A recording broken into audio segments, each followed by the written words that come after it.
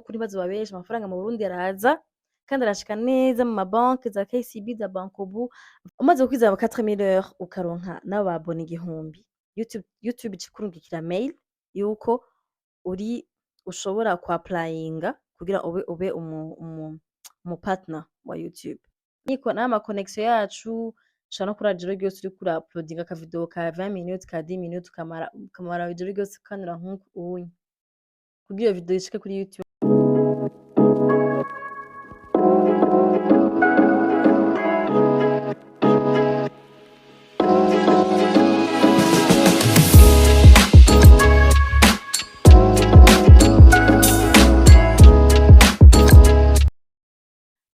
Ikintu ngiye kuvuga rero no munsi nsigiye kuvuga kuri serieux. But before I start nashaka gusaba ugire subscribe. C'est pas une obligation mugabo if you think ko nkugire ama content meza canke ushaka kunyakuhaja même si wangira ibi content bibishe gira subscribe kugira ngo uzoze uraziraba barabe ko nameliora Yesu Kristo microphone.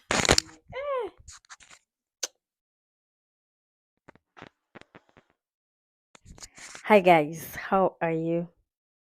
I'm doing fine as you can see. Ndinze nzanga kuri microphone na camera. Microphone ni camera ya telefone yanje. Nuko mba meze neza. Sino nari kuba ndi deprime hariya mu gitata canke ndi kwa muganga canke I don't know. Ndi mu bindi. Gusa I'm doing fine and I hope ko mumeze neza namwe mbwira muri video yanje. So nk'ibisanzwe iyo nicaye jenyine nk'uko atari vlog bashaka kuganira n'abantu banje abantu mwankunze cyane cyane kuri YouTube kubera ko niyatwera natangiye kuboneka cyane and then after Instagram hari abantu bankurikirana kuri Instagram hari abantu bankurikirana kuri TikTok hari abantu bari kuri Facebook même si ndiyo gake no kuri Twitter kuri X nashaka kuvugana n'aba content creators bo mu Burundi. Maze iminsi ndiko ndiyumvira kubera iki mu Burundi hatari aba content creators benshi bari kuri YouTube.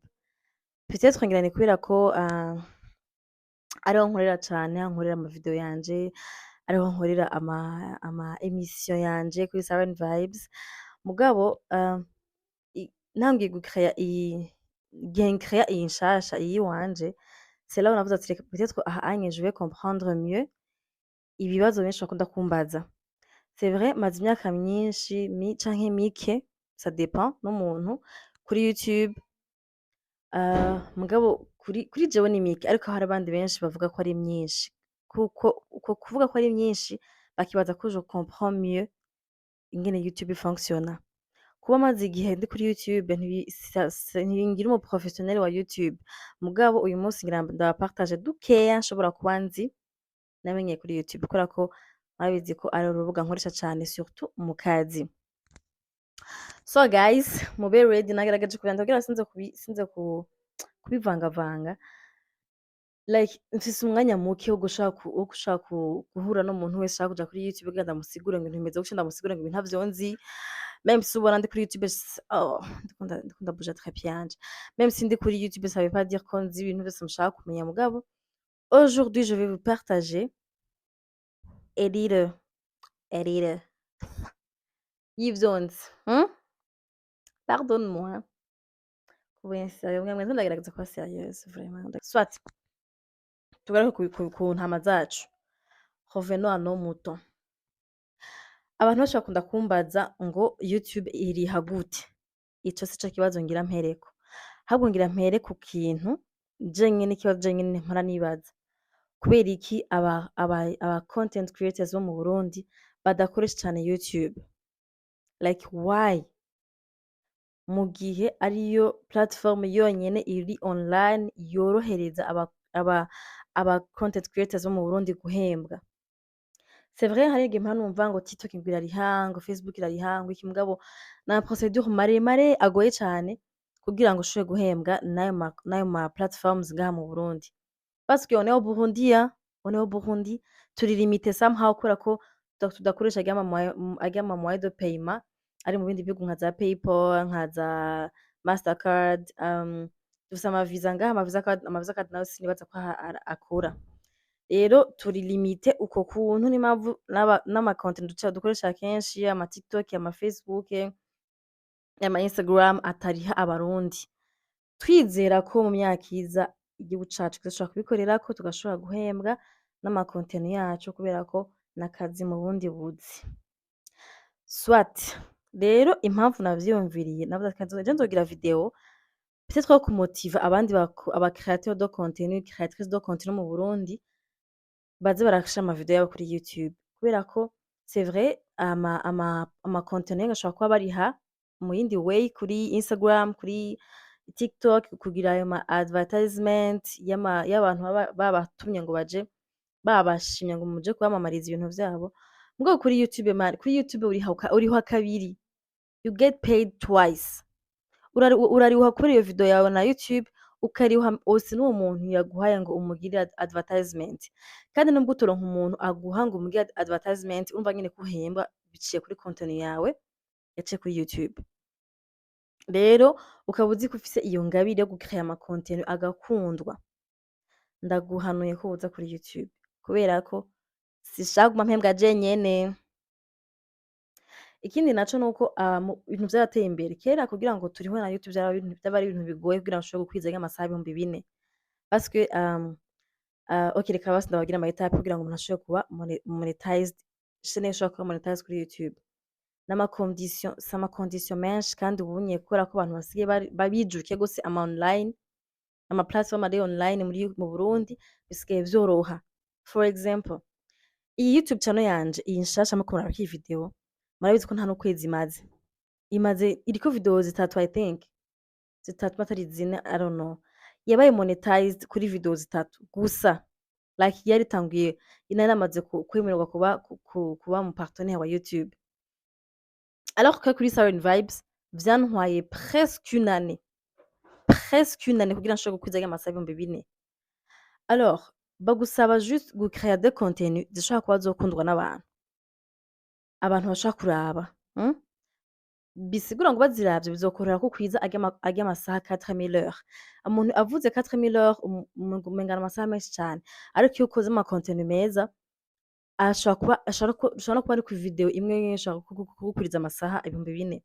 Hama bakagusaba n'ababone batarenze 1,000. Et vous savez ngaha mu Burundi ubunye bisigaye biri easy kuronka ababone 1,000.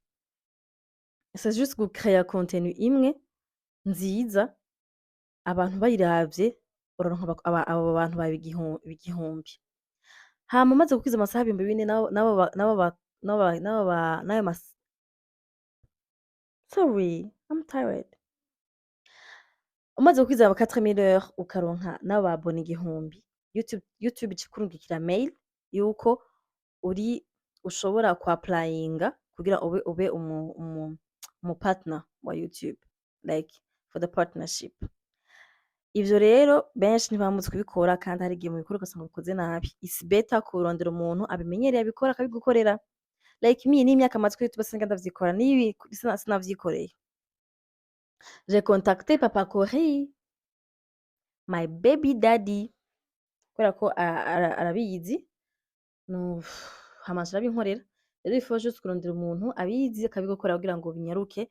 Ni juste code barungika muri post, hama iyo code ugaca uyishiramwo ivyo bintu baba bakubwiriye abantu baba babizi, hama ugatangura kurihwa. Si n'amafaranga n'ukuri bazoba benshi, amafaranga mu Burundi araza kandi arashika neza mu mabanki za KCB, za Bankobu, apfa kuba ari banki ishobora kwakira amahera ama-euro, ama-dollar. Uba ushaka juste iyo konti yawe en euro canke en dollar, hama ntibaza barashaka amafaranga. Hama amafaranga kugira ashike amara 5 jours mu kirere kugira ashike mu Burundi.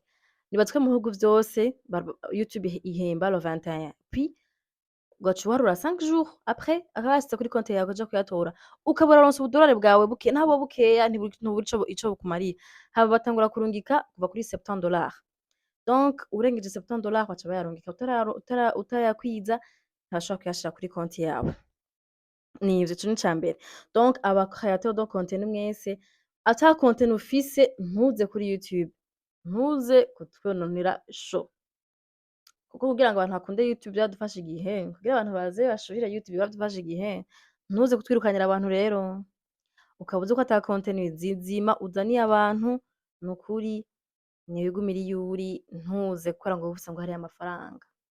Ushaka kuza kurondera amafaranga nukayabura ukagenda usevye umaramaye. Ego. Hama ndababwire nababwiye n'ingene YouTube iriha uko nyene nabibabwiye vyose. Hama ama mistakes abantu muzogerageza ku avoidinga kuri YouTube. Please ntimukoreshe ama contenu y'abandi bantu. Like uraje ugize download ya video yanje uyitere kuri YouTube yawe, my dear, YouTube yawe bashobora no kuyifuta. YouTube ishobora no kuyifuta kubera baca babona ko uri umusuma. Rero nimba uje kuri YouTube gerageza ube ucrée ama contenu ari original yiwawe, apana ama contenu ukuye ahandi hantu. Ikindi naco ikosa kenshi dukunda gukora, turakunda gufata indirimbo z'abaririmbyi tukazishira mu mavideo yacu. Nanje hari igihe ndabikora, mugabo hari igihe usanga ari umuntu atari strict cane kuri copyright, ugasanga indirimbo yiwe uyishizemwo nta copyright igufata. Mugabo kenshi usanga video yawe icako copyright. Rero iyo YouTube ibonye ama copyright menshi muri video yawe, baca baguha strike, bayita strike. Ewana, yo! D'abord video bashobora kuyifuta, hama ubigize kenshi bafuta channel. Bafuta video bafuta channel. Rero it's better kugerageza uburyo bwose, hari ama sound ari kuri YouTube atarimwo copyright, ari free ku ma copyright. Urashobora kudownloadingayo akaba ariyo ukoresha. Sino ukoresheje wijajaye ugakoresha ama sound ari afise ama copyright, ni ikosa rishobora gutuma ubura konte yawe. Hama ikindi naco, nibaza ko arico kimwe n'ama réseaux sociaux yose, it's better kudahagarika. Utanguye gukora ama video ntuhagarike, kuko uhagaritse abantu bawe, je nibaza ko kenshi abantu barasinzira, barabona ko uyu muntu ntari serieux, like yakoze video aca arabivamwo, baraba inactif. Bamaze kuba inactif ntibasubira kuza bararonka ama video yawe vyoroshe, canke ngo baronke meme n'ama notification. I don't know, ariko sinzi ibintu YouTube igira. Asa n'ivyo ntatahura ivya YouTube, ntari ibintu vyinshi ntatahura. Like nk'ukuntu ngo iharura ama views, ntavyo nzi, ntimuzobimbaze. Kugira ngo uhembwe, hari abantu mpamvu bavuga ngo urumva ngo uravye ngo hajako ngo $1 ngo iki. En tout cas c'est pas ici au Burundi, parce que hamundi bashobora kuronka meme na 10,000 views, ukaronka amafaranga make, ugasanga ugize video yindi igize 15,000 views, ugasanga uronse make par rapport y'amafaranga waronse kuri 10,000 views. Donc urumva ibintu canganya. Sino no gukora juste, no gukora. Hama ikindi naco, like faut juste kugira image nziza. Gerageza uburyo ugira image nziza. Ubunye abantu bose baraciye ubwenge. Sikia twagira ama video ari flow, abantu bagapfa kubiraba. Ubu meme na telefone ashaka gufata video ukagira image nziza. Gerageza uburyo bwose image YouTube surtout abantu bagira erreur yo telefone kugira gutya vertical. No, nimba ushaka gufata video ya YouTube telefone yigire horizontal comme ça. Telefone yifate gutya, apana gutya. Kubera ko yigize gutya anye aba ari format ya short, agiye ama short yo kuri YouTube, apana video nini. Video nini il faut kuyifata telefone imeze gutya anye. Autre chose, il faut kugerageza kugira ufise lumière ibona neza, canke ufise ring light ya 200 mugabo nyene. Okay, murambona nivyo ni bon, nivyo ni yanasamura.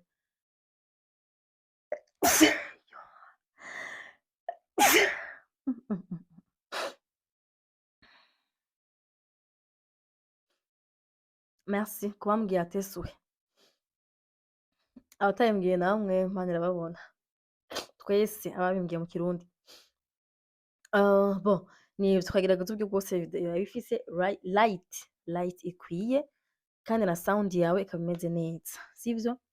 Hanyuma nivyo n'ama tips nashaka kubaha ku bantu bakunda kumbaza nshaka gucrea YouTube, nibiki womfasha ibiki. Nukuri sinshobora kwakira abantu bose ko deja je ku munsi mba ndiko ndiruka cane gose, numva nta hantu nicara isaha, ndabiragoye ko abantu bose bashobora kundonka ngo ndababwire ingene bimeze. Mugabo nagize iyi video kugira ngo ndabapartage ama connaissance make mfise, ko si vyose nzi, dukeya nzi nshobore kutubapartaja. Nivyo. hama ama-contenu c'est pas seulement ibiganiro, c'est pas seulement ibiganiro. Hariho abantu benshi nama numva ngo ushaka kugira YouTube, ushaka kugira ibiganiro, ukaba uzi ko ata mpano ufise yo gukora ibiganiro, nimba ushaka kugira YouTube rondera contenu zindi ubona uri très fort muri zo, aba arizo utanga. Ama-contenu aruzuye vraiment, il faut juste kuba créatif.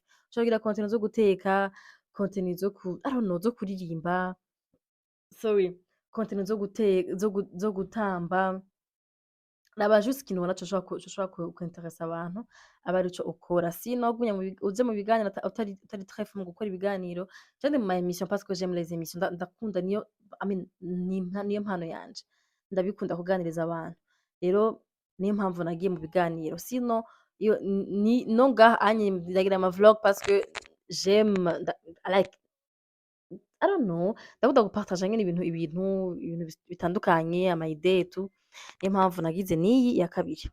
Sinon the main one ni Siren Vibes, irya niyo ingaburira abana cane cane, niyo intungira umuryango, niyo ihemba abakozi benshi. Iyi nayo ndazi ko vuba izotanguza irampa duke duke, natwe nzobura ikintu dufasha, ubuzima bwagoye uca wiga ingene ushobora kwagura ivyo ukora. Bien sûr nimwaza muraziraba cane kubera ko izi ziba ari ngufi, zizana udufaranga duke duke mugabo duke duke isorosoro igura iyigiye. Sivyo? So reka rengeze aha, sindondogore cane, ahubwo mwatahuye vyinshi, abafise ibibazo muraza kuvyandika, nidaronka akanya nzofata video yindi ndabibasigurire.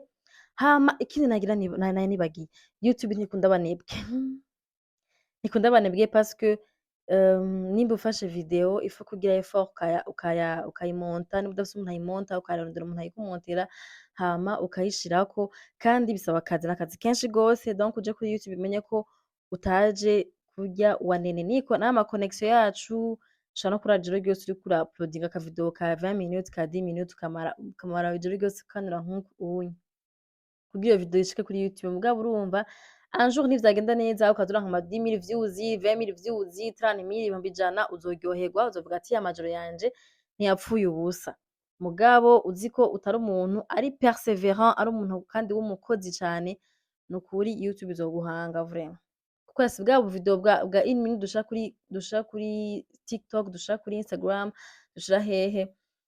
Kandi c'est vrai YouTube irafise ama shorts, mugabo ama shorts yayo nayo ça génère très peu, très peu, très peu. Ushaka kuronka amafaranga umenya ko ukora ama video manini kuva kuri 10 minutes kuduga, kuko ama video ari moins de 10 minutes ntajamwo ama ads narya ama advertisement ya YouTube. Rero il faut ko ugira video au moins ya 10 minutes kuduga kugira ushobore gushiramwo ama ads azoshobora gutuma uronka amafaranga.